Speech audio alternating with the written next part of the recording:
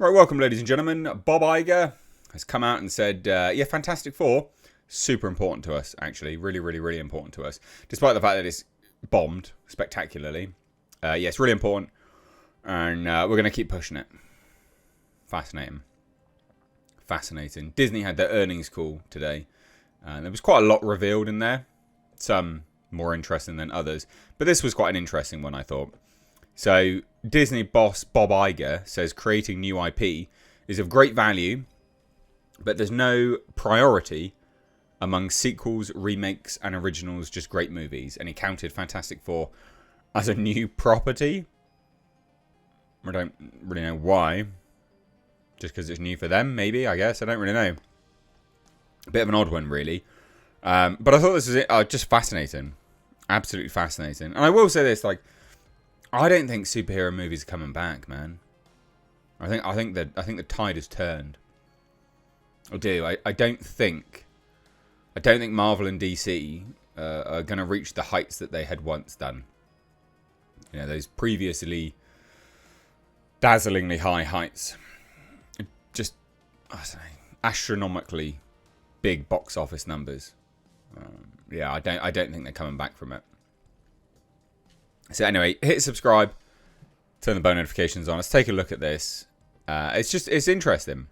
It goes to show that they are just continually out of touch, I think.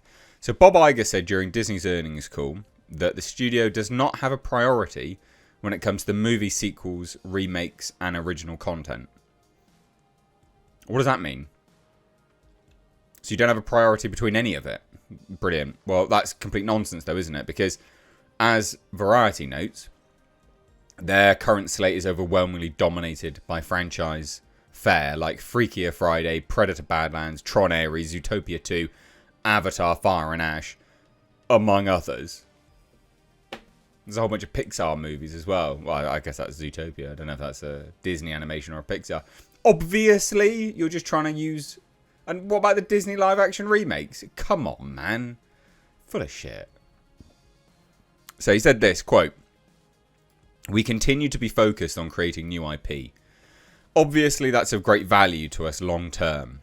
But what new IP? Obviously, that's of great value to us long term.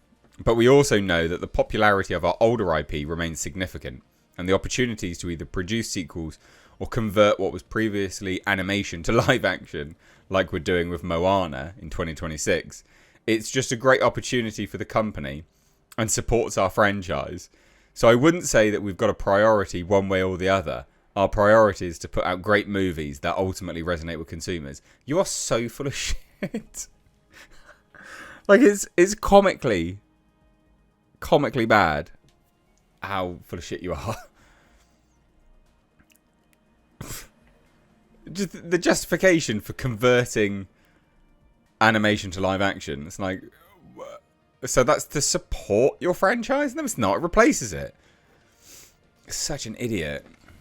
Anyway, this was the interesting part. Well, it's all interesting, to be honest. He says, "The more we find and develop original property, the better." What original property have you found and developed? What original property? Like, aside from the Pixar stuff, I don't think there's much. Of course, we're developing original property under the 20th Century banner. Oh, that's true. Fair enough. 20th Century. And Searchlight. Fair enough. But that's not even them, is it? Right, like, whatever. And look, you could even argue that Marvel continues to mine its library of characters for original property. That's a franchise. It's not original property. What? Am I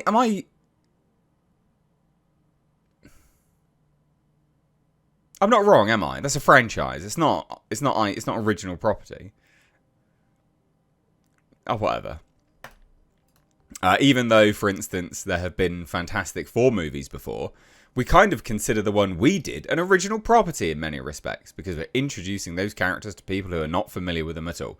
All right, fair enough. Well, I mean, I guess Predator's an original property then. Predator Badlands is just an original property, because, you know, there'll be a bunch of people that, you know, haven't watched the original. So, and there's new characters. I mean, Dex never appeared in any movies before, so no one's familiar with that character, are they? What? You're a tard, man. Shut up. Idiot. Like, actual moron level stuff here. Fantastic Four First Steps had a strong opening for Disney's Marvel Studios last month with 125 million, but it dropped off a sharp 66% decline in its second weekend, despite strong reviews and word of mouth. Still, Iger said on the earnings call that Marvel's Fantastic Four reboot, quote, successfully launched this important franchise into the MCU. It didn't really, they did it. Didn't really, did it? Didn't successfully launch shit, really, did it? Nah, mate. Nah, it didn't. Oh, I'm just going to go out on a limb and say it didn't. It didn't. It didn't. It didn't do that. It didn't do that. Don't know what you're talking about. What are you talking about? This did not launch anything. A successful launch is not a movie that will end up losing you money. You raging imbecile.